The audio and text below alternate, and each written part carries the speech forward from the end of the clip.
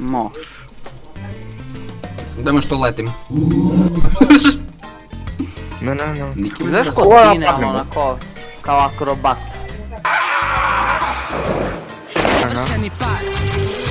Brate, ja ih healovi frljam, što ne u redu s mene? Smatram da ljudima treba se da više para. Koji pušta te čirilice, majku jebem. Kirilice! Čirilice! Nemate, brate.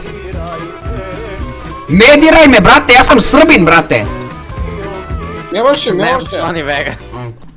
Miloše, ja nisam rasista dok su rasizam ne uključuje vređanje cigana. Da sam ja na moje mesto, ja bih te do sad poslao u Haški tribunal da ti sud jedem govna zato što Aleksandar Tomić. Osjećam deficit u mom mozgu ako ga još postoji.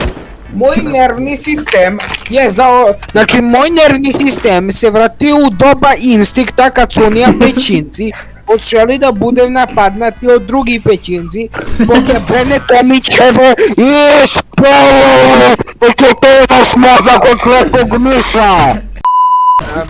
Znaš kako? Njemu treba jedno 15 sekundi da obzervuje šta se dešava oko njega. Znači on se probudi, ne zna da li ima noge, on se rodi bez noge, kao da je bez noge.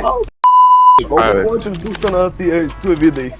50 centa sam ga jedan put dao. Lozu, debilozu me, kako li be... Odustao, ja sam zbog.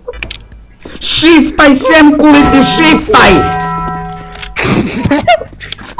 Gdje si ti? Stairs!